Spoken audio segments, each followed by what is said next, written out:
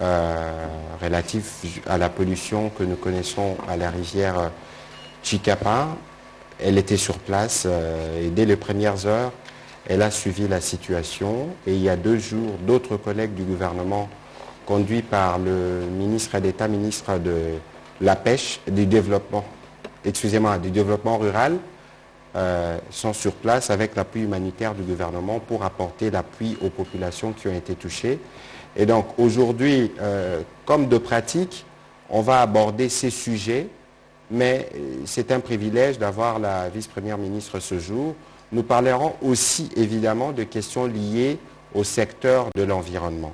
Vous savez qu'en novembre prochain, il y a la grande conférence sur le climat COP26. La République démocratique du Congo entend jouer un rôle de premier plan. Je vous disais la dernière fois que nous sommes la solution dans la protection de l'environnement et du climat. Nous sommes la solution pour les énergies renouvelables. Et dans la conférence du climat, nous entendons faire entendre notre voix. Mais ce ne sera pas seulement ça la question. Il y a d'autres réformes qui ont été entreprises dans les secteurs de l'environnement. Nous aurons l'occasion de l'aborder. Je voudrais donc vous proposer de suivre un cheminement en 2 temps. On va commencer d'abord par la partie actualité qui concerne Chikapa, pour laquelle on pourra enregistrer 2-3 questions. Ensuite, nous reviendrons pour que la vice-première ministre puisse cette fois-là aborder des questions spécifiques liées à la COP26 et aux réformes qu'elle a mises en place dans son secteur. Je le fais pour que nous puissions faire une économie de temps et pour que nous puissions être sûrs que l'objectif est atteint, parce que ce n'est pas toujours évident de l'avoir avec tous les voyages qui sont sous sa responsabilité dans le cadre de ses fonctions. Madame la vice-première ministre, je vous souhaite la bienvenue sur ces cadres où nous rendons compte des actions que nous faisons dans le cadre de notre travail au niveau du gouvernement. Vous avez été très demandé ici pour ce qui concerne spécifiquement la question liée à la pollution. On vous a vu sur terrain, mais ce n'est pas seulement ça la question, mais d'autres questions suivront suivant les schémas que nous avons convenus. Je voudrais donc vous passer la parole pour vos mots introductifs et résumés de la situation aujourd'hui consécutivement à la situation que connaissent nos compatriotes de cette partie du pays. Et par la suite, nous reviendrons pour aborder d'autres sujets qui sont sous vos responsabilités. Vous avez la parole. Merci beaucoup, Monsieur le ministre. Mesdames et Messieurs de la presse, je vous salue. Je suis pratiquement ravi ce soir pour avoir le tout premier contact en tant que responsable dans les secteurs de l'environnement et du développement durable. Je pense que c'est peut-être une première directement, ça ne sera pas une dernière fois. Je serai toujours à votre disposition car grâce à vous, la population congolaise va s'imprégner donc de ces secteurs-là, de l'environnement et du développement durable. Alors, en 2 temps, comme l'a dit Monsieur le ministre, je vais commencer par un petit résumé sur la situation non seulement dans les Kasaï, mais aussi Kwilu et Maïndombe. Mais ça a commencé par les Kasaï. En ce qui concerne la pollution, la contamination des eaux de la rivière Chikapa et le Kasaï, les 2 affluents qui se jettent sur le fleuve Congo. Et enfin, je vais faire un petit résumé sur les responsabilités que nous avons en matière d'environnement. C'est vrai que l'environnement, c'est vaste et c'est grand, mais je vais épingler quelques points de sorte que je vous donne la possibilité de poser des questions qui vont me pousser à éclaircir encore plus. Alors, parlant de l'actualité, le gouvernement central a été saisi déjà dans la soirée, les après-midi du 31 juillet, il y a pratiquement 1 mois et demi, qu'il y avait un phénomène bizarre dans la rivière Chikapa, et ça virait au rouge et un peu jaunâtre. Et depuis le 26 juillet, on pensait que c'était une activité en amont d'extraction des diamants, des activités d'artisanat. Mais le 31 juillet, la population de Kasaï, la partie en tout cas de la ville de Chikapa et à partir de Kamonia jusqu'en aval, ils ont remarqué les poissons morts, beaucoup de poissons, des tonnes et des tonnes de poissons morts flottant sur la rivière. Et ça a attiré l'attention de tout le monde. Dans un premier temps, les réflexes étaient de se ruer sur ces poissons, les prendre. Mais le ministre provincial de l'environnement, développement durable, il est en même temps en charge des questions de développement rural et aussi pêche et élevage, a dépêché les coordonnateurs de l'environnement pour aller voir les réalités sur le terrain. Et on a donné des alertes et on a essayé d'étudier, de comprendre. Au même temps, les jours suivants, c'était Ilebo qui criait. Il y avait la mort de deux grands mammifères, deux hippopotames. C'était la panique généralisée. Et le 3 août, le gouvernement provincial, par le biais du ministre de l'Environnement, le ministre provincial, a organisé un point de presse à la demande aussi du gouvernement central par mesure préventive d'interdire à la population de pouvoir prélever cette eau, l'utiliser comme on le fait quotidiennement, de se réserver et de ne pas manger ces poissons morts car ça s'avère être dangereux et quelques échantillons ont été préparés, amenés à Kinshasa pour les laboratoires. Et une semaine après, on a eu les premiers résultats. Les premiers résultats, c'était la composition de quelques métaux, les métaux dans l'eau, nickel, fer. On a même vu des hydrocarbures dedans et tout. Mais il est connu par les chimistes, les scientifiques à la matière, les experts en matière, que la combinaison de ces deux métaux avec une teneur très élevée, F3, F4, dans l'eau et avec un pH élevé à plus de 7, c'est pratiquement l'acide, on vire à l'acidité et ça aspire l'oxygène dans l'eau et il n'y a plus de vie dans l'eau parce que ce soit les êtres aquatiques ou nous vivons tous de l'oxygène. En dehors de ça, on voudrait aussi savoir parce qu'après, ceux qui ont consommé de ces poissons ont commencé à présenter des cas de diarrhée comme maintenant. Nous avons sous la main en tout cas plus de 4000 personnes qui ont des cas de diarrhée déclarés et nous avons commencé à enregistrer des cas de décès. Ce sont les statistiques nous données par la division provinciale de la santé, des éruptions cutanées et aussi des cas de maladies génitales. Bref, lorsque nous avions eu vent de tout ça, les rapports qui nous sont parvenus par les correspondances des élus nationaux, provinciaux de ces contrées-là. Le gouvernement central en a parlé au Conseil des ministres, tout le monde a suivi. Et nous avons commencé les investigations pour savoir quelle en était l'origine, la cause, ça venait d'où, la localisation. Et nous avons pu localiser que c'était à Lunda Sud, une usine qui est spécialisée en l'exploitation et extraction du diamant, Katoka. C'est la plus grande usine, entreprise d'exploitation des diamants en Angola. Alors, nous avons voulu envoyer les experts sur les lieux pour voir quelles seraient les matières qui étaient déversées dans l'eau, parce que c'est pratiquement de l'acide et tout. Mais c'est un pays étranger. Donc il y a une procédure, il y a une démarche à suivre. Alors là, le volet a été pris en charge par le vice-premier ministre, ministre des Affaires étrangères, ainsi que le ministre en charge de l'intégration régionale. Et l'opportunité a été saisie lorsque le chef de l'État était à la réunion de la SADC à Lilongwe. Il a instruit ces deux membres du gouvernement pour prendre langue avec leurs homologues angolais et ensemble, ils se sont convenus d'une mission conjointe en Angola. Alors, entre-temps, nous étions toujours en contact avec le ministère provincial, le gouvernement provincial, le vice-gouverneur, assumant l'intérim du gouverneur, était arrivé même à Kinshasa, et aussi le ministre de l'Environnement, ils sont arrivés, et puis nous avons commencé à préparer l'appui à toutes ces questions, une riposte humanitaire, parce qu'on était d'abord en train de contenir la population, à ne pas utiliser l'eau, mais il fallait leur donner de l'alternative. Nous avons vu avec la régie des eaux, mais la régie des eaux à Chikapa ne dessert pas tout le monde en eau potable. Et voilà pourquoi le gouvernement a, entre-temps, a pris les mesures d'une mission que j'ai conduite. On l'a fait de manière séquentielle.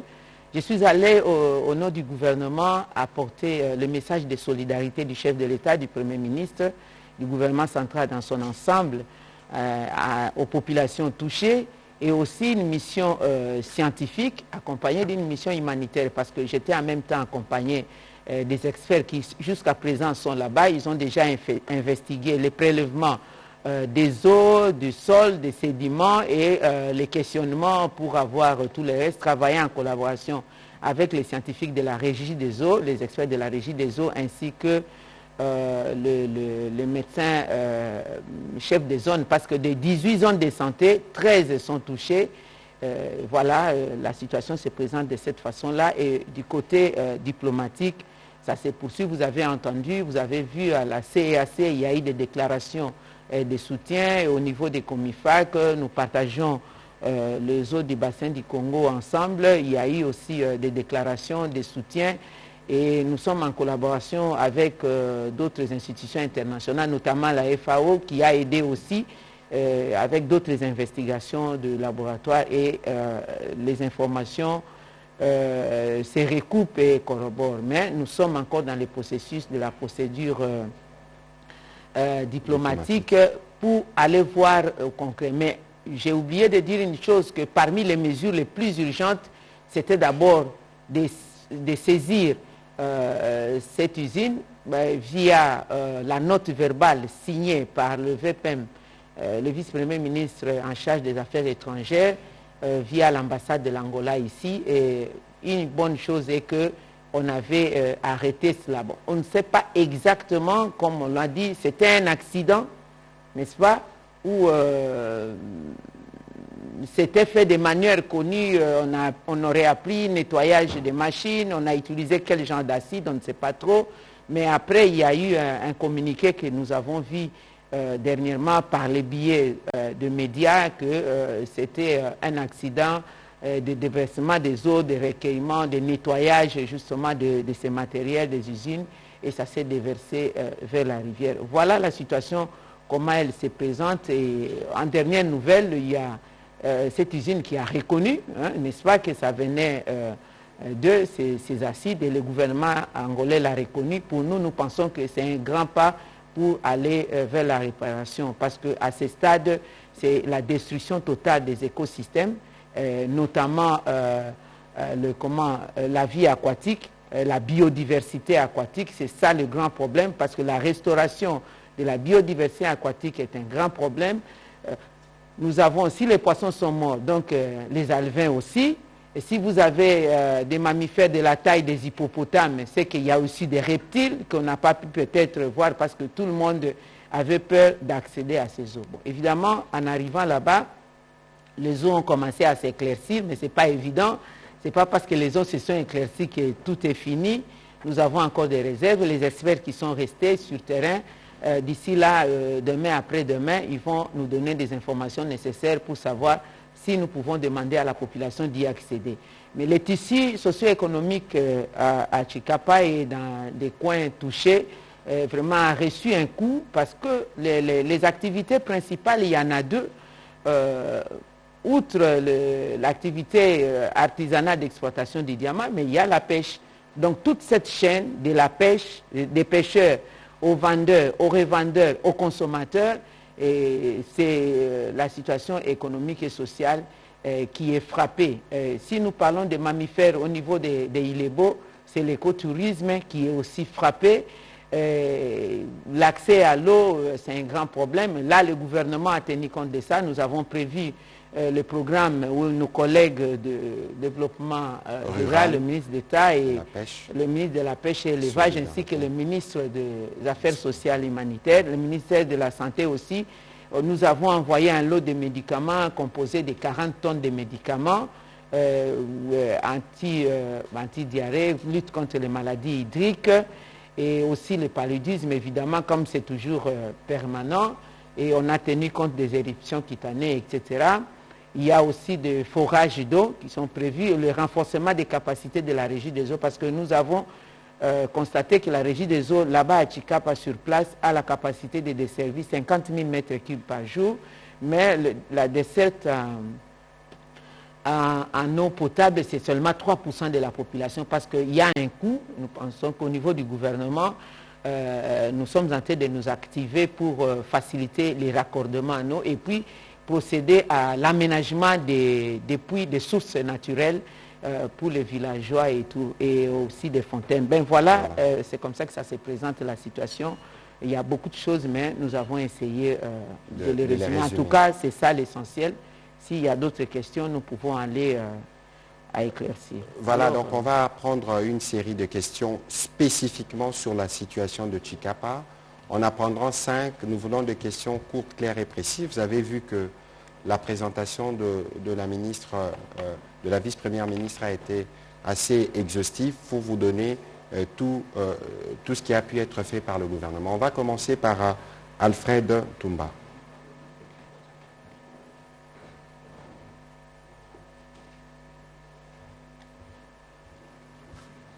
Merci beaucoup, madame. Je suis Alfred Ntumba d'Environ News Télévision. Environ News Télévision. Madame, je voudrais ici relever le fait que malgré les alertes qui ont été lancées, on a vu quand même que vous avez brillé par un silence avant d'être bousculé par les députés pour partir sur Chikapa et se rendre compte de ce qui s'est passé. Je voudrais savoir pourquoi cette indifférence a pu exister pendant plus ou moins 2 semaines sans pour autant voir votre réaction. Et aussi, je voudrais savoir quels sont les moyens légaux que vous avez aujourd'hui à votre disposition pour faire fléchir cette entreprise angolaise qui a pollué nos eaux. Et aussi, en dernier lieu, je voudrais savoir,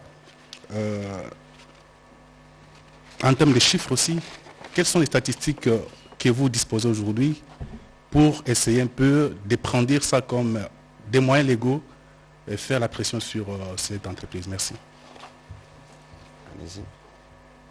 Question-réponse? Oui, c'est question. Ah, ok, ça va, merci beaucoup.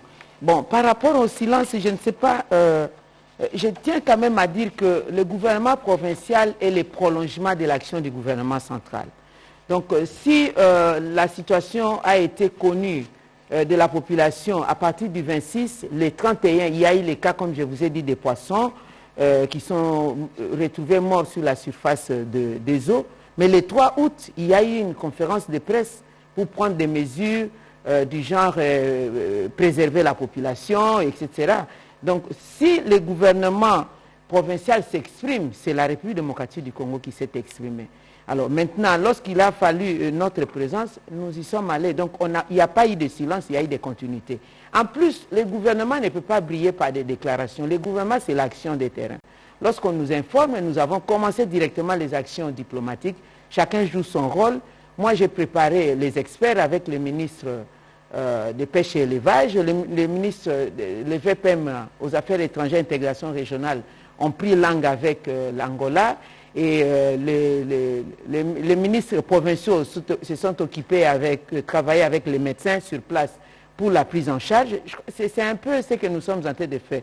On ne parle, on déclare quand on voit qu'il y a des éléments complets. On ne pouvait pas dire peut-être, nous avons voulu avoir certains éléments et on a utilisé aussi la télédétection, les images satellitaires avant même que nous puissions arriver en Angola. Alors, en ce qui concerne les chiffres d'abord, je parle des chiffres, je vous ai dit, sur 5 territoires de Kasaï par exemple, là où le problème s'est posé avec beaucoup d'acuité, c'est 4 territoires qui sont touchés.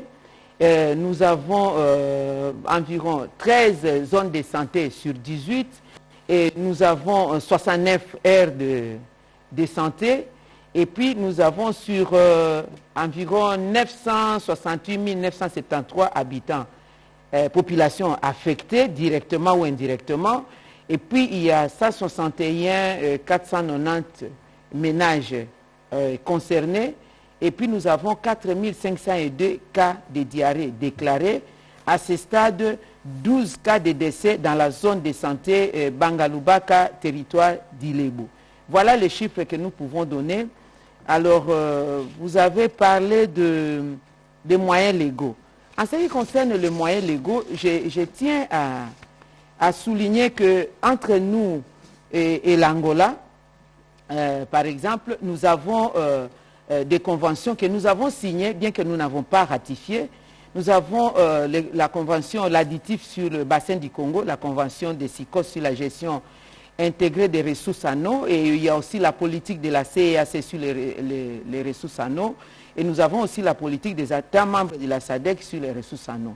Quoique nous ne l'avons pas ratifié, les deux pays, mais au moins nous avons apposé nos signatures. Et puis évidemment, il y a la logique, il y a tout ce qu'il y a comme principes internationaux reconnus. Lorsque vous avez une source d'eau, vous êtes en amont d'une source d'eau, d'un cours d'eau, et vous savez qu'en aval, il y a des utilisateurs, vous devez adopter des comportements responsables. Voilà, ce sont là des moyens que nous pouvons utiliser à ce stade. Je pense que ce sont des moyens fondés. Prochaine question, Pichou Moulumba.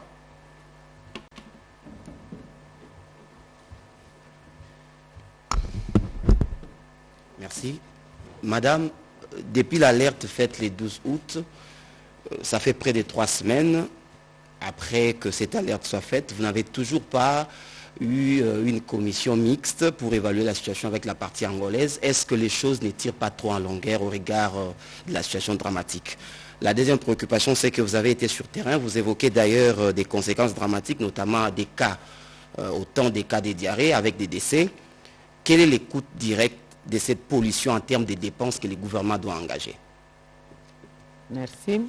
Alors, l'alerte, je n'ai pas dit l'alerte du 12. L'alerte a été donnée le 31 juillet. Bon, évidemment, le 26 juillet, déjà, on le savait, mais le 31 juillet, c'était alors qu'on était informé. Le 3 août, il y a eu conférence de presse organisée par le ministre provincial concerné par la question. Bon, la commission conjointe, non, il ne s'agit pas de la commission, c'est la mission conjointe qui doit être envoyée là-bas. La partie angolaise, nous avions demandé d'attendre qu'ils envoient d'abord leurs experts sur le lieu et que nous, en échange, nous allons leur envoyer les thèmes de référence de la mission. En tout cas, de notre côté, les démarches ont été effectuées. Mais jusque-là, ce n'est pas encore le problème. Le fait que le gouvernement angolais ait reconnu ce qui s'est passé dans Katoka et que Katoka Mining ait reconnu, pour nous, c'est bon. Maintenant, nous sommes dans les bilans. Je ne peux pas vous donner les coûts actuellement parce que je suis allé, je vous ai dit, la limitation de ma mission scientifique, prélèvement et recherche et tout. Les collègues évaluaient aussi les coûts. Les collègues qui sont là-bas, au retour de leur mission, nous allons avoir une situation globale parce que moi, je suis allé seulement au Kasaï. Mes experts sont allés dans les Kwilu. Ils sont allés aujourd'hui dans Ilebo et puis ils vont aller dans Idiofa et puis ça sera dans les Maïndombe. Donc quand on a toute la situation globale, c'est alors que nous allons devoir l'annoncer. C'est visible, on le sent, c'est connu. Et puis on va avoir les chiffres et puis vous serez informés. Madame Rita Bitota, et puis ce sera Innocent Olenga pour cette première série. Et puis on redonnera la parole à la vice-première ministre pour parler cette fois-ci des réformes qui ont entreprises, notamment les 10 mesures dans les secteurs de l'environnement.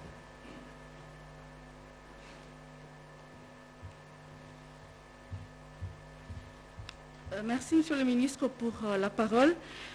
Madame, je voudrais savoir quel est l'essor de la population.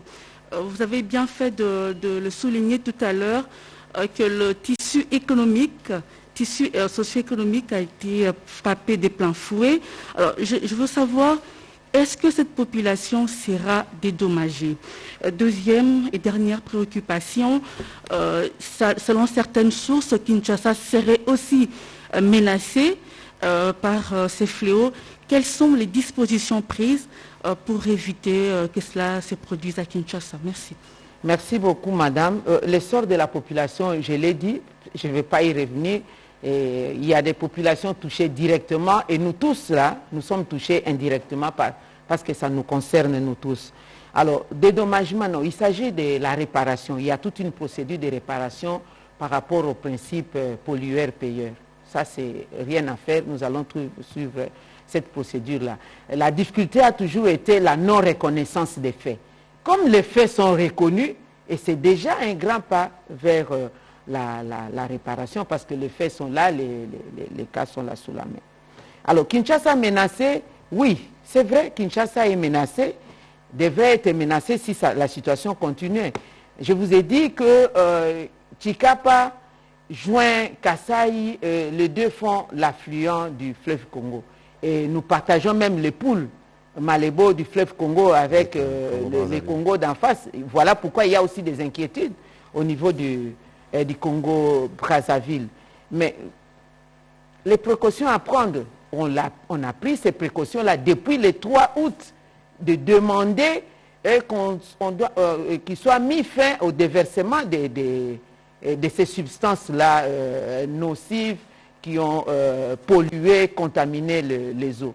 Et ça, c'était déjà les précautions parce qu'il faut arrêter le mal au niveau de la source. Et après, nous comptons sur la capacité de l'eau qui est elle-même un grand détergent avec les débits du fleuve Congo pour essayer de diluer, de limiter un peu l'élan du dégât. C'est vrai que ça s'est fait à plus de 300 km déjà à Tshikapa et on va jusqu'à Ilebo et voilà. Mais nous savons que ça se posera avec beaucoup moins de dégâts à ce niveau-là. Vraiment satisfaite sur l'accompagnement de la population. C'est vrai, il y a des médicaments, vous avez dit, vous prenez en charge les malades, mais ceux qui sont pénalisés par cette situation-là sur le plan économique, est-ce qu'il y aura un appui? Je vous ai parlé de la réparation. La réparation englobe le tout. Quand vous parlez d'indemnisation, non. La procédure ici, on parle de la réparation par rapport au principe des pollueurs-payeurs. Mais ce que nous faisons déjà, c'est ce que nous accompagnons. Nous avons donné l'alternative à l'eau de la rivière Tshikapa pour l'usage des ménages, etc. C'est le forage des eaux, le forage dans les puits d'eau, les fontaines, le renforcement de la capacité de la régie des eaux. Et on fait de même des forages jusque dans les autres provinces concernées. En ce qui concerne l'humanitaire, par exemple, dans la gibecière du ministre des Affaires sociales, il a donné quelques kits qui vont aider la population. Le ministre de pêche et élevage appuyer les activités de pisciculture, n'est-ce pas? Mais des grandes activités concernant par exemple la restauration de la biodiversité aquatique. Il faut des programmes solides de l'aquaculture, n'est-ce pas? Au niveau des eaux, restaurer, repeupler encore nos rivières, parce que c'est ça le grand problème. Et la responsabilité, nous avons la démarche, je vous ai dit, qui va être faite. C'est vrai que le gouvernement se prend déjà en charge en protégeant sa population, en attendant que les responsables soient poursuivis dans le sens de réparer. Dernière question sur ces sujets, Innocent Olenga, et puis nous entrerons dans la deuxième partie de notre communication de ce jour. Merci beaucoup pour la parole, Innocent Olenga, Scoop RDC.net. Madame, vous êtes beaucoup diplomatique. Vous parlez des pollutions, substances minérales, mais simplement nous disons que l'eau est empoisonnée. Et puisque vous parlez des réparations, vous avez déjà évalué les dégâts, perte des vies humaines, écosystèmes détruits et consorts. Les experts ont déjà travaillé là-dessus. Concrètement, en termes de réparations, combien allez-vous exiger? Combien le gouvernement congolais va-t-il exiger à l'Angola, via cette entreprise, de payer au Congo démocratique? Et dans votre exposé, je vous ai entendu parler des COMIFAC, la Commission des forêts d'Afrique centrale. Cette structure existe depuis 2008 en RDC, du moins la coordination nationale. Et depuis 2008, ça fait bientôt 13 ans. Dans 13 ans, il y a eu 6 gouvernements. Matata est plutôt Muzito, Matata, Badibanga, Tshibala, Matata 1, Matata 2, Matata 3, Muzito 1, Muzito 2, Muzito 3. Et puis il y a eu Tshibala, Sami Badibanga, Tshibala, Ilon Kamba. Et finalement, je vais poser la question. Et ensuite, non, excusez s'il vous plaît. Et ensuite, il y a eu aussi 7 ministres d'environnement. Donc vous êtes les derniers ou la dernière. La structure existe. Mais cette structure est méconnue de la population. Et pourtant, quand on parle des forêts de l'Afrique centrale, la RDC a 60%. C'est le deuxième volet. C'est le deuxième volet. Justement, j'en profite parce que j'ai les micros. Sur la question de la pollution. Je ne reviendrai pas, s'il vous plaît. Je ne reviendrai pas. Allez-y rapidement. Justement, rapidement. Mais il y a 100 milliards de dollars chaque année mis en disposition par les pays pollueurs. Mais la RDC, depuis 1999, nous détenons ça de cette structure comme IFAC, qui nous dit que la RDC n'a jamais présenté un projet bancable. Pourquoi, madame? Est-ce que c'est la léthargie au niveau du ministère? Parce que la structure elle-même ne reconnaît pas ça. Nous étions dans un échange aujourd'hui. La structure responsabilise les ministères de l'environnement. 100 milliards de dollars chaque année, mais aucun gouvernement n'a jamais présenté les CND. Voilà. Pourquoi, madame? Merci. Innocent, souffrez que la deuxième partie de votre question soit répondue quand nous entamerons ces sujets. Donc, merci. La ministre va répondre sur le premier volet. Ensuite, elle va faire l'introduction sur la deuxième partie de notre communication de ce jour. Merci beaucoup. Okay. Madame la vice-présidente. Merci beaucoup. Merci. Alors, combien nous allons exiger à l'Angola? C'est simple, je vous ai dit que le processus continue pour évaluer globalement. Je ne peux pas procéder à la précipitation parce que j'ai enregistré 12 cas de mort, n'est-ce pas? Je dois avoir overview, tout le vu par rapport à la situation. Donc, vous serez informés de cela.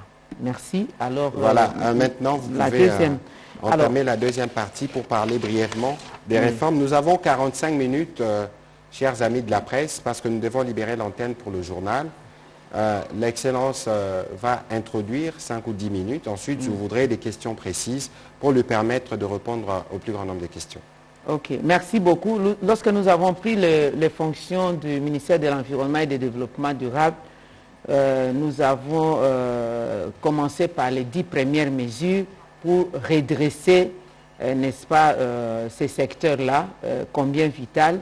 Et ces mesures urgentes sont préconisées justement pour la gestion durable des ressources naturelles que nous avons, avec comme objectif transformer ces potentialités congolaises en richesses qui vont bénéficier à la population dans le cadre d'atteindre des objectifs de développement durable pour lesquels nous avons aussi la responsabilité. Alors, les 10 premières mesures, parce qu'il y en aura d'autres, nous avons commencé par l'institution de la taxe carbone. Je crois que c'est la question de M. Olenga. La taxe carbone, il y a une loi pour l'infraction de la pollution, les taxes de la pollution. Mais la pollution, c'est globalisant. Mais la taxe carbone, proprement dite, il n'y a pas de cadre juridique à cela. Deuxièmement, c'est la création de l'autorité de régulation du marché carbone. Depuis 2011, effectivement, il y a des organisations, des entreprises qui s'évertuent à devoir entrer dans le processus de capter les crédits carbone congolais. Entre-temps, le carbone congolais n'est pas certifié, n'est-ce pas? À partir de 2017, les informations à notre possession, après investigation, on a déjà commencé à capter ces crédits carbone, mais ces marchés est un peu, il y a l'opacité autour de ces marchés. Nous avons donc décidé à instaurer désormais une autorité de régulation du marché de crédit carbone avec pour objectif de faire bénéficier le peuple congolais. S'il y a des questions à ce sujet, nous allons entrer en profondeur. Nous avons pris aussi la mesure de lancer des études pour l'élaboration dans l'ensemble de la politique du climat. Nous parlons climat, réchauffement climatique, nous parlons de tous les dérèglements du climat, mais il n'y a pas une politique claire de la RDC connue par le monde pour dire voilà, voici ce que veut la RDC en cette matière. Donc nous devons avoir le profil, notre miroir sur la question. Quand on parle de la RDC, on sait déjà quelle est la position de la RDC sur la question du climat. Quatrième mesure, nous avons décidé, proposé et accepté par le gouvernement aujourd'hui de la tenue des états généraux des forêts. Pourquoi? Pour qu'enfin ces états généraux en découlent la politique des forêts. Nous avons les codes forestiers, nous avons les codes miniers, nous avons la loi portant principes fondamentaux de protection de l'environnement, nous avons toutes les lois, l'arsenal juridique en matière d'environnement et des ressources naturelles, mais il n'y a pas une politique sur la forêt. On n'a pas fait l'état des lieux de nos forêts. C'est vrai, nous connaissons, tout le monde sait, M. Olenga venait de dire ici, c'est vrai, la RDC, nous sommes l'un des poumons du monde en matière de forêt. Le potentiel, le massif forestier, notre massif forestier est important. Il y a le bassin de l'Amazonie, le bassin de l'Indonésie, c'est vrai, mais le bassin du Congo compte. Dans l'ensemble, nous regorgeons des 68% des forêts du bassin du Congo. Et même si nous parlons des eaux, nous avons 10% de la réserve mondiale des eaux et 52% de la réserve au niveau d'Afrique. On ne peut pas parler des eaux sans forêt, on ne peut pas parler des forêts sans eau. Ça, c'est vraiment l'écosystème. Alors, 6e mesure, nous avons décidé de la révisitation de toutes les concessions forestières octroyées par la République démocratique du Congo. Pourquoi révisiter? Ce n'est pas un rétropédalage pour dire non, les Congolais, ils signent un accord aujourd'hui et puis demain, ils ne veulent plus. Non, nous devons révisiter. Pourquoi? Commençons par les concessions de conservation. Il y a d'autres partenaires qui ont pris des concessions de conservation à qui on leur a donné pour conserver la biodiversité. Mais après, ils ont commencé à procéder à des activités en dehors du contrat. Notamment l'exploitation minière. Je peux donner l'exemple de la réserve des fonds d'Okapi, n'est-ce pas?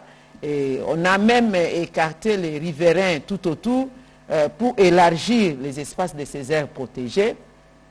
Malheureusement, il y a certains investisseurs qui sont là sans documents, qui sont en train d'exploiter les minéraux.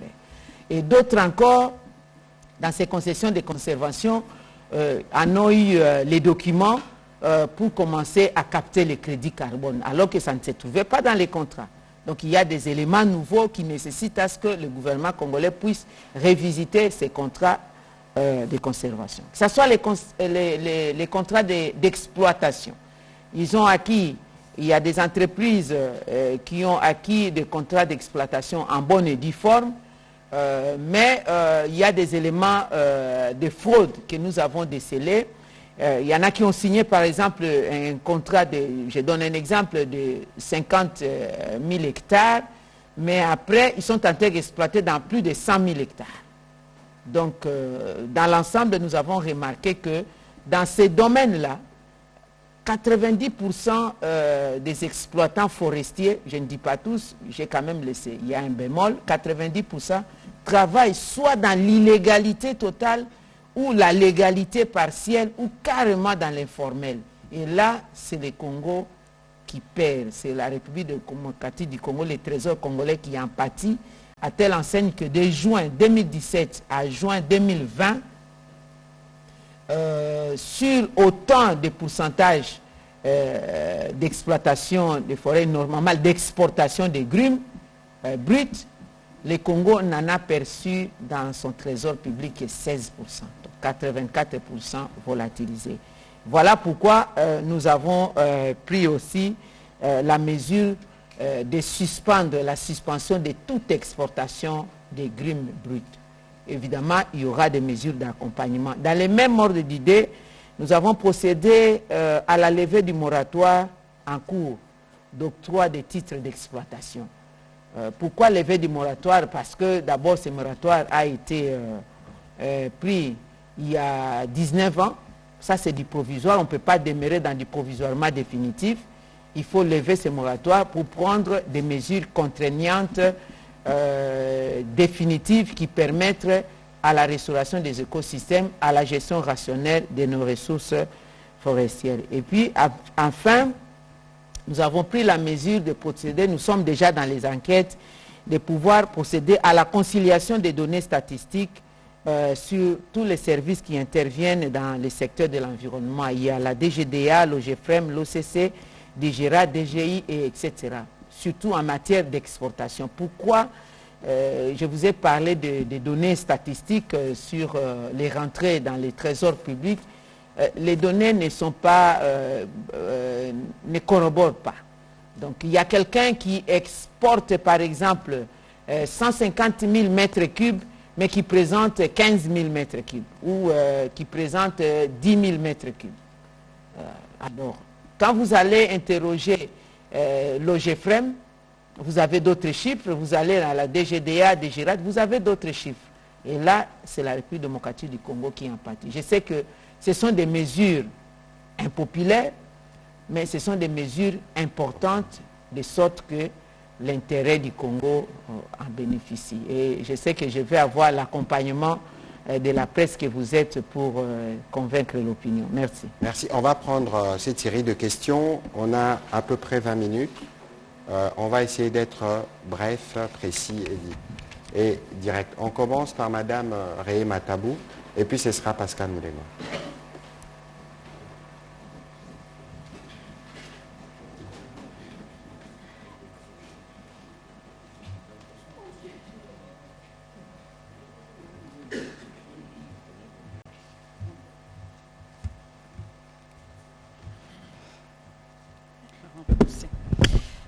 Bonjour Madame la Ministre, bonjour Excellence, Monsieur le Ministre.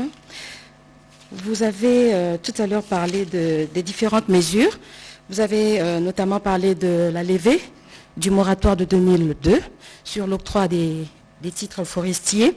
Mais pourquoi les organisations internationales, en fait les organisations de la société civile sur l'environnement expriment des craintes et parlent d'une catastrophe imminente de votre part? Pourquoi? Et puis une autre question, il y a la COP 26 qui aura lieu dans quelques mois. Quel sera le cahier de charge de la RDC, le cahier que vous allez présenter là-bas? Est-ce que vous allez procéder par une négociation agressive pour que finalement la RDC puisse bénéficier quand même de ces crédits carbone, ou bien nous allons nous attendre toujours à des mêmes négociations comme ce fut le cas précédemment. Et nous avons suivi aussi un documentaire qui parle des ressources naturelles de la République démocratique du Congo, mais moi j'aimerais beaucoup plus parler des ressources forestières de la RDC. Combien d'entreprises exploitent les forêts en République démocratique du Congo aujourd'hui? Combien respectent le cahier de charge quant à la responsabilité sociétale par rapport aux peuples autochtones et aux autres bénéficiaires de forêts? Merci. Ok, merci beaucoup. Madame, lorsque les organisations internationales ou non étatiques parlent de catastrophes pour la levée du moratoire, je vous ai dit, d'abord la logique, le moratoire, c'est une mesure conservatoire. On ne peut pas rester dans les conservatoires pendant 19 ans, 20 ans.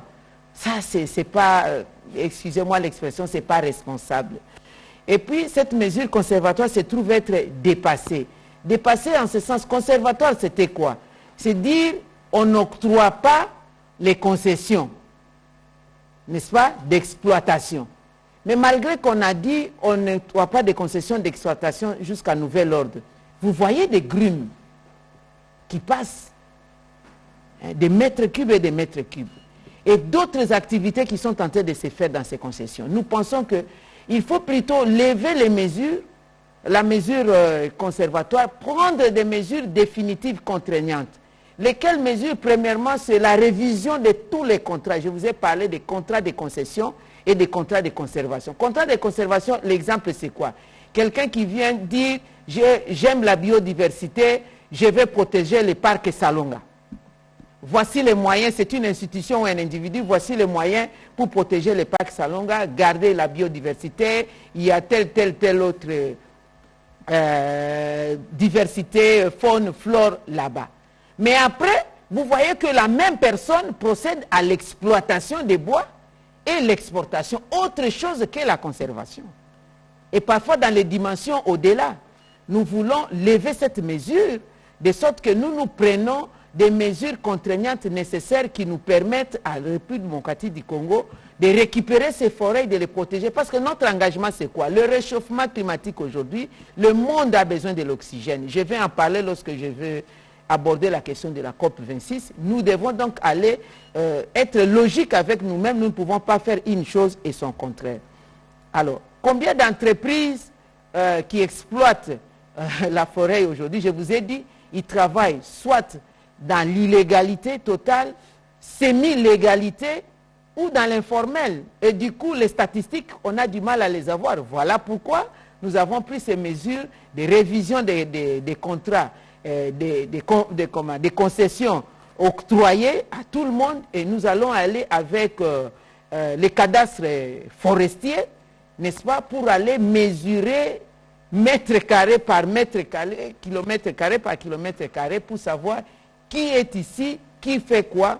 Vous êtes en ordre, nous sommes en ordre avec vous. Vous n'êtes pas en ordre, nous allons vous demander de faire vos valises, revenir quand vous voudrez et suivre la législation congolaise à la matière. Pour la COP26, qui est la conférence des partis membres des Nations Unies pour le climat, qu'est-ce que le Congo va apporter? Nous avons dit, merci Monsieur le ministre de la Communication, vous avez déjà énoncé, le Congo va aller se présenter comme pays solution. Et cette solution, nous l'avons déclinée en 3 positions. Premièrement, lorsqu'on parle des réchauffements climatiques, le monde a aujourd'hui besoin de l'oxygène.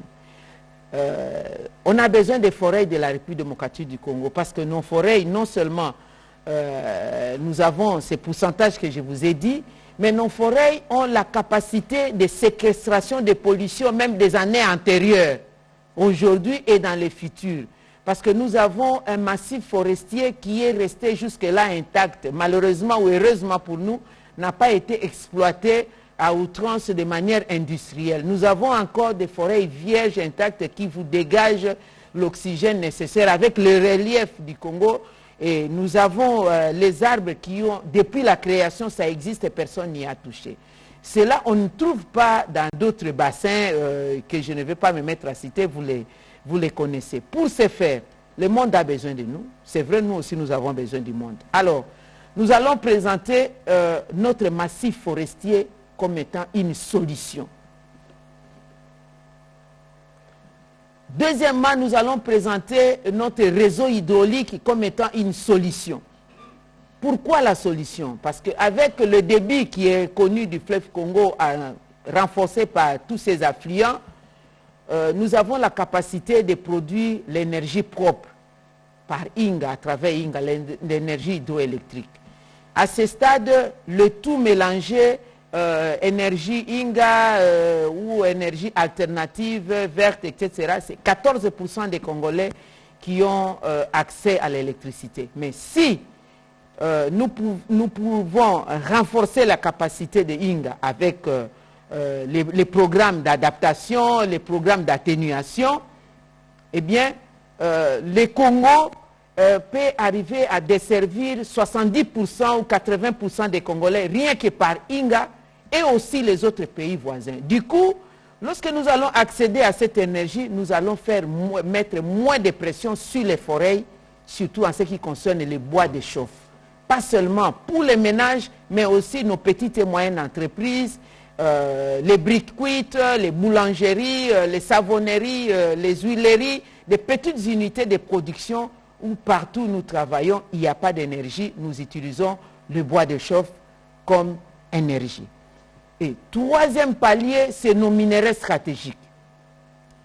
Lorsque nous étions à Londres pour les travaux préparatoires de la COP26, nous avions eu l'information des entreprises, des grandes entreprises d'automobiles qui ont décidé que, je les cite, chez Jaguar qui dit à partir de 2022, ils ne vont plus produire un seul véhicule qu'on utilise, les carburants pollueurs, l'essence, le mazout, ils vont produire rien que des véhicules électriques. Donc l'économie écologique dont on parle. Mais les voitures électriques, la matière première c'est le cobalt, les batteries c'est avec le lithium. Le Congo est une solution avec son cobalt, avec son lithium. Alors nous allons nous présenter comme un pays solution, et laquelle solution devra nous amener à quitter l'aide au développement, le programme de l'aide au développement, vers un partenariat gagnant-gagnant. Nous ne l'inventons pas, c'est les objectifs de développement durable, l'objectif 17, où chaque pays, pour atteindre le développement, devra avoir un partenariat gagnant-gagnant. Vous ne pouvez pas avoir un partenariat avec quelqu'un qui vous exploite. Vous n'allez pas atteindre le développement.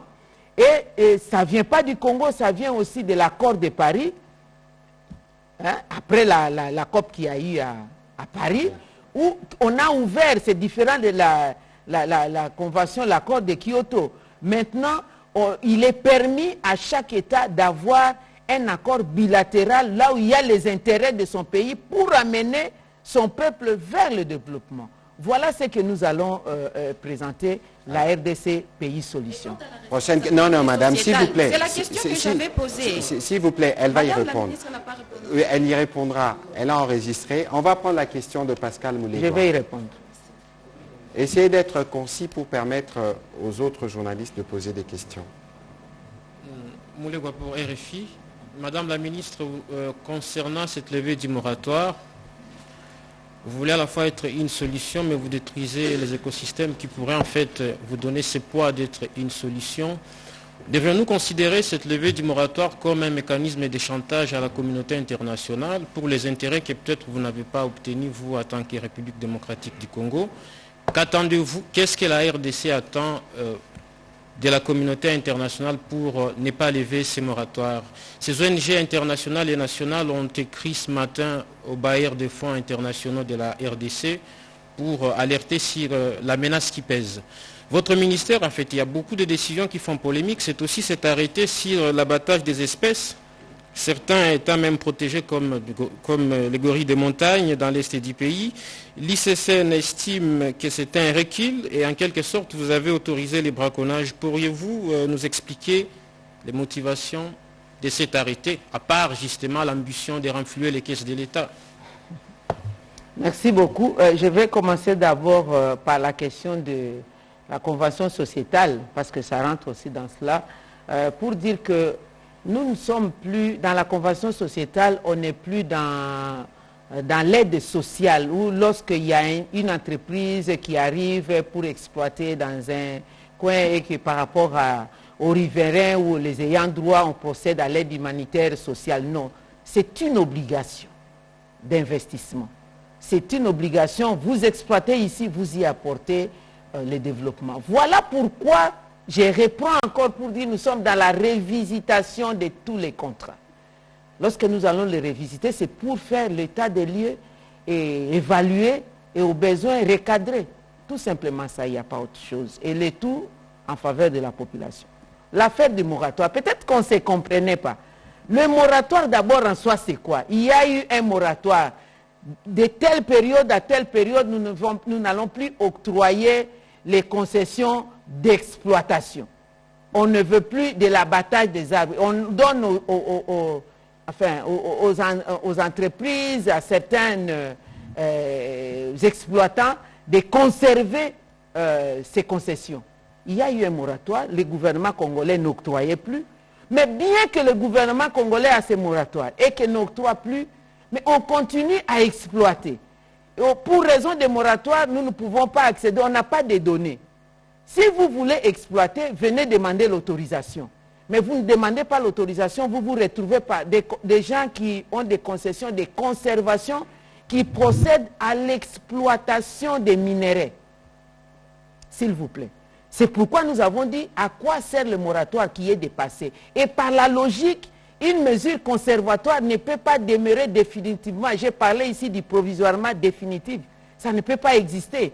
Voilà pourquoi nous avons levé le moratoire qui était à notre niveau une mesure minima pour prendre des mesures maximales coercitives dans l'objectif de protéger justement ces ressources.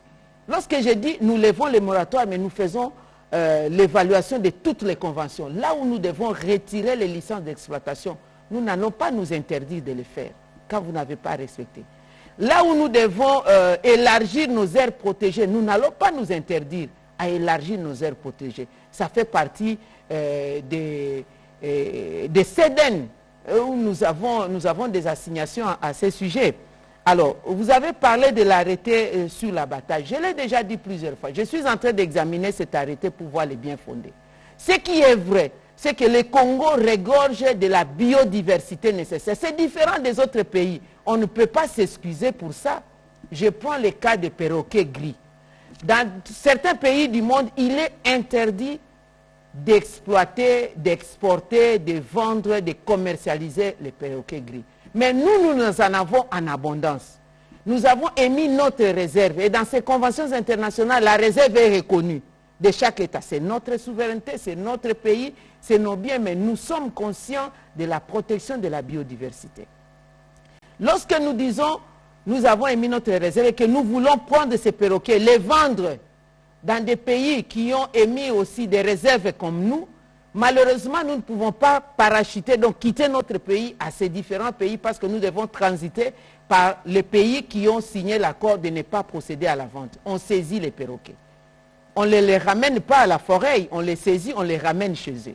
Et le même pays qui refuse la vente de ces perroquets vient en République démocratique du Congo sous prétexte de recherches scientifiques.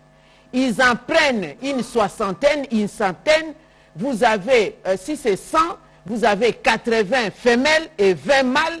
Au lieu d'aller les amener dans des laboratoires scientifiques pour savoir qu'est-ce qui fait que ces perroquets font des mimiques comme des êtres humains, un perroquet qui récite comme si c'était la voix d'un être humain.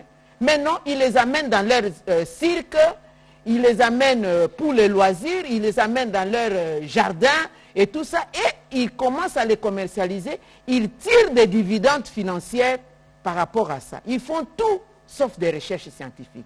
Alors, et sachez que quand quelqu'un vient les prendre pour des besoins scientifiques, c'est juste des petites taxes, on ne paye pas. Vous voyez un peu cette malice? Alors la République démocratique du Congo devra se prendre en charge. Mais je n'explique pas qu'on puisse procéder à l'abattage des espèces que notre loi reconnaît, notre loi interdit. C'est pourquoi j'ai dit, dans mon pool juridique, nous sommes en train d'y travailler. Si ça nécessite à ce que nous abrogeons, nous rapportons cet arrêté dans son entièreté, nous le ferons. Et si ça nécessite à ce que ça soit de manière partielle, nous le ferons. Mais rassurez-vous, ça sera pour l'intérêt de la République démocratique du Congo. Voilà. Pourquoi signer un arrêté sans l'avoir étudié au préalable? Bon, je l'assume par principe de continuité de l'État, mais je vous informe que ce n'est pas moi qui l'ai signé. Peut-être vous n'êtes pas informé. Moi, comme individu, non. Moi, comme ministre de l'Environnement, oui. Oui, vous. Voilà, vous avez compris. Pascal, il nous reste 15 minutes. On va prendre, on va consacrer 10 minutes pour quelques questions. Disons 7 minutes. Et on va accorder 7 minutes à la vice-première ministre pour y répondre et nous allons conclure. On commence par Laurette Mandala. Faustin Koudiessala, vous avez une question? Venez après, Madame Laurette. Madame la VPM, on va prendre la série de 2 ou 3, comme ça. Ouais. Il y a une autre question. Israël Moutala, et puis Alfred spécialement, comme vous êtes journaliste et spécialiste sur les questions environnementales. Ce sera le 4 et on va terminer par là. Alors Madame, je ne reviendrai plus sur la levée du moratoire. Vous avez suffisamment parlé là-dessus. Mais je n'ai pas entendu quelque chose et ça m'a beaucoup préoccupé parce que j'ai vu dans les conseils de ministres, vous êtes revenu sur ça plusieurs fois. Alors dès son arrivée au pouvoir, le président de la République avait parlé d'un programme, c'était un programme d'1 milliard d'arbres à l'horizon 2023 pour réduire la déforestation. Alors j'aimerais savoir où en sommes-nous avec ce projet. Combien d'arbres ont déjà été plantés? Et une autre petite question, Madame, nous avons vu en Europe une augmentation des pluies diluviennes et de la fréquence de l'intensité des tempêtes. Tantôt, vous avez parlé du réchauffement climatique. Et le réchauffement climatique n'épargne pas la République démocratique du Congo. Nous approchons de la saison des pluies. Y a-t-il une étude qui a été déjà faite pour nous prévenir, pour nous dire comment nous comporter pendant cette période de pluie, parce que nous savons que ces pluies diluviennes ont un impact environnemental et économique. Merci. Voilà, Faustin.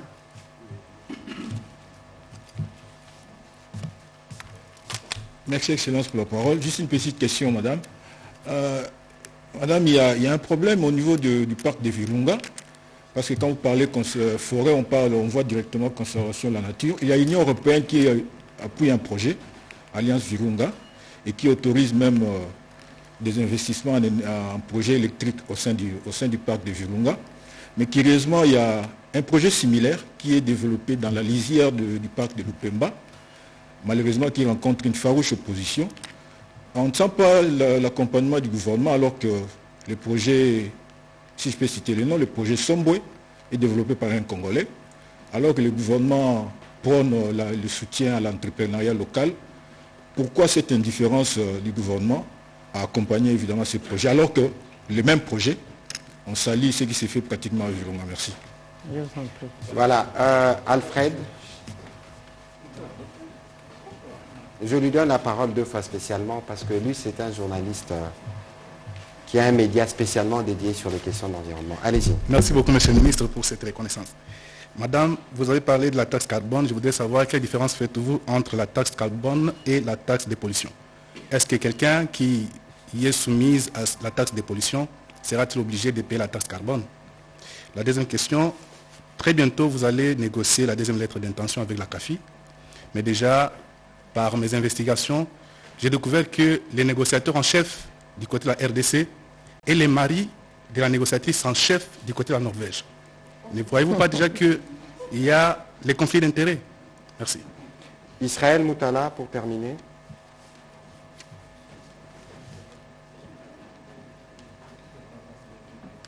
Il y a beaucoup de questions.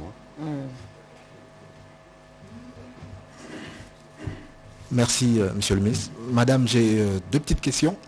Une en rapport avec les conflits récurrents entre le ministère de Mines et le ministère de l'Environnement qui se disputent la gestion du secteur environnemental dans le secteur minier. L'Agence congolaise de l'environnement notamment et la direction des mines de l'environnement minier. Il y a ce conflit-là qui n'a jamais été résolu. Voilà. Est-ce qu'il y a des conflits? Parce que les miniers se plaignent. Une dernière, rassurez-nous par rapport à l'actualité de la pollution. Le député de Chikapa, Guy Mafuta, a dit que les études ou les prélèvements ont été faits par des laboratoires non homologués, ce qui fera que ça sera rejeté, il n'y aura pas réparation. J'aimerais que vous rassurez nos compatriotes par rapport à ça. Une dernière question pour le ministre de la Communication. Je ne peux pas me permettre de passer ça sous silence. Le 3/4 du match n'a pas été diffusé. Les Congolais aimeraient savoir pourquoi. Merci. Merci, madame. Merci beaucoup. Alors, on pourrait peut-être faire ça plus tard. Non, je crois que vous pouvez répondre aux questions qui ont été posées. Nous reviendrons avec la vice-première ministre chargée de l'Environnement. Nous devons libérer l'antenne pour le journal. Absolument. Donc, souffrez que nous puissions revenir une prochaine fois. Madame la vice-première ministre. 1 milliard d'arbres, où est-ce que nous en sommes? Nous venons de lancer ces projets, enfin, la continuité. J'ai trouvé le projet génial d'1 milliard d'arbres. C'est le 5 juin que nous avons lancé ces projets. Nous avons pu planter sous ma direction 1 millier d'arbres au campus, à l'Institut Bobokoli, le parc animalier de Lancelé et au plateau de Bateke. Et nous avons gelé ici la partie ouest de la République parce que nous étions pendant la période de la saison sèche. Et nous allons maintenant reprendre bientôt ici à Kinshasa et à travers la province. Nous avons déjà préparé des projets pour ça, des provisions pour ça, notamment au nord Kivu par rapport à ce qui s'est passé le volcan. Parce que vous n'êtes pas sans savoir qu'avec l'éruption volcanique, c'est le dioxyde de carbone, le dioxyde de soufre qui se trouve maintenant être superposé, entassé dans l'atmosphère. Il faut absolument reboiser pour absorber ces pollutions. Ça fait partie des gaz à effet de serre et toute la partie de la plaine de la Ruzizi. Quand je parle du Nord Kivu, ça sera essentiellement les alentours de Goma, le territoire de Nirangogo, Massissi et Walikale, y compris le site Kivu là-bas. Nous allons aussi voir avec Uvira la partie où il y a eu inondation par rapport aux inondations des lacs Tanganyika. Et bien entendu, toute la partie de la Lukaya qui nourrit la République, qui approvisionne plutôt la Kinshasa de bois de chauffe, ainsi que plateau de Bateke. Évidemment, en sortant au retour de ma mission, je suis en train de préparer aussi un programme avec les Kasaï où toute la société civile et les responsables politico-administratifs ont demandé que ce programme aille aussi là-bas. Je ne sais pas vous donner les chiffres exacts, mais madame, je vous dis, nous y sommes. Alors, l'augmentation des pluies diluviennes, c'est le dégel de l'Antarctique. Qu'est-ce que nous prévoyons? Nous avons la chance, en tout cas en République démocratique du Congo. J'avais trouvé un projet à mon ministère. Il y a eu un accord de partenariat avec le gouvernement égyptien. C'est un accord de 10 500 000 $ où nous avons non seulement le renforcement des capacités, le forage des puits d'eau pour donner l'eau potable, mais aussi et surtout l'obtention de ce que nous appelons les centres hydro-informatiques. Je pense que je les prononce très bien. C'est comme la météo. C'est un centre hydro-informatique qui nous donnera des informations minute par minute en temps réel sur la gestion des eaux, la gestion de la pluviométrie, la gestion de tout, un peu du genre météorologie. Donc nous donner comment est-ce que nous allons nous comporter. Ça va servir à la fois le ministère de l'Environnement, Développement durable, mais aussi le ministère de l'Agriculture pour savoir gérer les saisons agricoles. Évidemment, lorsqu'on nous gère déjà les saisons agricoles, ça nous aide aussi par rapport à l'aménagement du territoire en ce qui concerne les zones non édifandies, là où on ne peut pas construire parce qu'il y aura éboulement ou il y aura érosion, et comment nous allons nous comporter pour lutter contre les érosions en termes préventifs. Ça, c'est très important. Les centres se trouvent actuellement, la presse peut aller visiter. J'ai inauguré les travaux à la 7e rue dans la concession du ministère de l'Environnement. Alors, M. Faustin a demandé pour le parc Virunga et les projets de partenariat public-privé qui se sont organisés là-bas, pourquoi 2 poids 2 mesures avec les parcs Upemba. C'est vrai, ici on parle des centrales hydroélectriques. Là-bas aussi on parle des centrales hydroélectriques. Mais ici c'est Virunga, de l'autre côté c'est Upemba.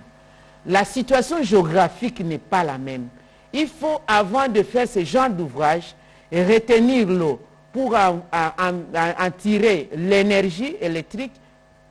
Il y a des conséquences dans la rétention des eaux, là où ça va imbiber voilà, les sols. Ce n'est pas la même chose. Il faut qu'il y ait des études d'impact environnemental. Ce n'est pas qu'on refuse de soutenir les projets d'un compatriote, mais le lieu où les projets doivent être réalisés, il ne faut pas qu'il y ait la catastrophe. Je peux vous donner un petit exemple ici au parc de à Lancélé, commune de Lancélé. Il y a la rivière Sélé qui a été déviée par un compatriote qui n'a pas au préalable obtenu l'autorisation. Il a dévié cette rivière pour procéder à l'irrigation de ses champs. Il a fait des digues. Mais lorsqu'il y a eu la période des crues, cette digue a cédé, mais ça a inondé, ça a même ravagé tous ces étangs, ça a inondé partout, ça a ravagé tout ce qu'il y a comme culture, ça a tout détruit. Et maintenant, nous avons reçu au ministère de l'Environnement ce qui demande la réparation. Maman, Yarota et la Bisso du Cambo. Pourquoi? Parce qu'il n'y a pas eu d'études. Je termine alors rapidement. Pour la taxe, la différence entre la taxe carbone et la taxe de pollution, c'est tout simplement le général et le spécifique. Pollution, c'est en général, et taxe carbone, c'est spécifiquement taxe carbone. On aura le temps peut-être d'approfondir au cours de notre point de presse. Alors, la lettre CAFI, la lettre d'intention pour le cas de CAFI, merci pour l'information. Vraiment, moi aussi, je vais suivre cette information. Mais ce qui est vrai, j'ai dit aux partenaires CAFI, avant que je ne puisse signer toute lettre d'intention pour renouveler les contrats, il faut une évaluation et un recadrage. Parce que je me permets de le dire, les partenaires le savent, je l'ai déjà dit, ce que j'ai trouvé, le projet avec 190 millions mis dans FONARED, fonds pour fonds de RED+, hein, c'est le programme pour lutter contre la déforestation et la dégradation. Il faut procéder au reboisement. De 2012 à 2020, on y avait mis 190 000 $ américains, 190 millions de dollars américains. Lors de l'évaluation, 42 millions de dollars, 42% plutôt de ces 190 millions, environ 85 à 90 millions, c'était parti pour le fonctionnement et la rémunération. Et le reste, dans ces restes de 58%, 30% logés dans les agences. On appelle ça le système de sécurisation fiduciaire. Donc ça part des terres agences, après ça atterrit au PNUD. Parce que sécurisation fiduciaire, on ne peut pas les loger dans les trésors publics congolais. On est dans l'aide au développement. La main qui donne a toujours été supérieure à celle qui reçoit et donne des orientations. Alors du coup, 30% des unités de 52. Et le reste, c'est parti dans les ateliers de renforcement des capacités et les missions d'études. Dans ces groupes des ateliers de capacités et des missions d'études et tout ça, vous avez 33 millions qui ont été dépensés pour les ateliers de gestion de la démographie, où les 33 millions étaient pour ces ateliers et l'achat des préservatifs pour geler les naissances, limiter les naissances, que cette population ne fasse pas de dégâts dans les aires protégées. Alors, dans ces conditions-là, quelle peut être ma réaction? C'est tout simplement évaluer. Je ne refuse pas tout contact avec les partenaires parce que le Congo ne peut pas évoluer de manière unilatérale. Bref, nous allons, j'ai demandé qu'il y ait évaluation et recadrage de sorte que nous signons les lettres d'intention. Mais cette information-là est la bienvenue. Je vais moi-même aussi m'y pencher. Conflit entre les... Pour les conflits entre le ministère des Mines et de l'Environnement, il faut mettre ça dans le passé.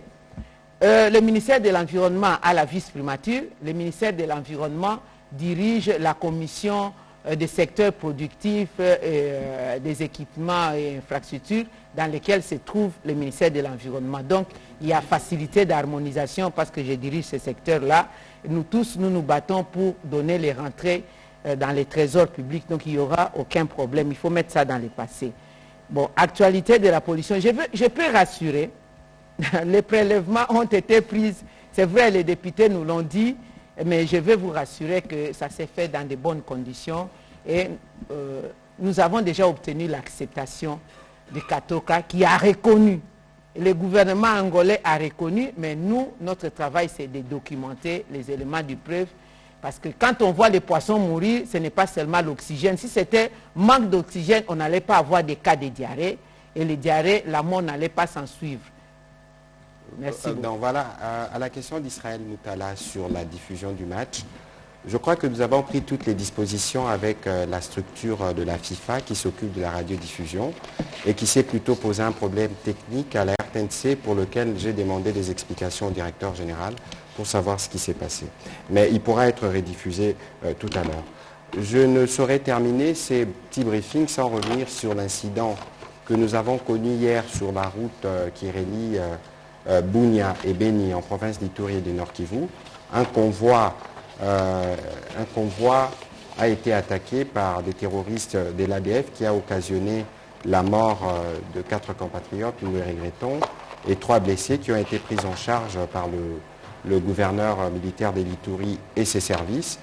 Nous tenons à condamner cette attaque parce que quotidiennement, cette route, c'est elle qui assure la vie de beaucoup de compatriotes dans cette partie du territoire. Et quotidiennement, nous organisons des convois avec des escortes mixtes de forces armées de la République démocratique du Congo et de la MONUSCO. Cet incident ne nous empêchera pas de continuer à apporter ces services à nos différentes populations. Je tenais à apporter cette précision. Je voudrais vous remercier, Madame la vice-première. J'ai toujours un petit problème, vice-première, vice-premier, pour votre disponibilité ce soir. Dans notre gouvernement, l'environnement est un secteur stratégique. C'est pour ça d'ailleurs qu'il y a une vice-première ministre. Nous comptons beaucoup sur son secteur pour nous permettre d'engager les fonds qui vont nous permettre de régler les problèmes de la population. Merci de votre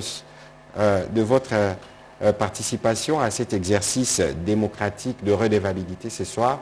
Nous reviendrons avec vous dans un prochain exercice parce qu'il y a des questions qui sont restées en suspens au regard de la sensibilité de la matière. Je ne sais pas si vous avez en une seconde un mot, comme ça, oui. Nous allons laisser les amis suivre le journal. Oui, je voudrais sincèrement remercier l'équipe de presse ici présent et vous réitérer encore ma disponibilité. C'est toujours bien quand vous êtes tous ensemble, on ne sait pas trop se répéter et on répond. Et je n'ai pas éludé des questions. Je voudrais vous dire que dans ces secteurs-là, depuis que je travaille maintenant, Un grand défi que nous avons, c'est l'environnement assainissement. Nous nous sommes battus au niveau du gouvernement central pour obtenir les moyens nécessaires à accompagner essentiellement la ville de Kinshasa, qui est une province en même temps siège des institutions. Nous allons le faire aussi pour toutes les autres provinces. Et vous avez appris que le gouvernement a signé un contrat où on va mettre à la disposition, on est en train déjà de mettre à la disposition du gouverneur 2 millions de dollars américains par mois pour essayer de juguler cette situation. Je sais que bientôt, avec les premières pluies, nous allons voir tout ce qu'il y a comme tard sur ces volets-là d'assainissement, mais nous y sommes. Nous sommes en train de nous battre essentiellement avec des investisseurs dans le cadre de l'économie circulaire pour le recyclage de tout ce qu'il y a comme matière plastique biodégradable et non biodégradable pour que nous puissions à la fois faire d'une pierre plusieurs coups, assainir nos villes. Je vous remercie. Voilà, merci mesdames et messieurs de la presse.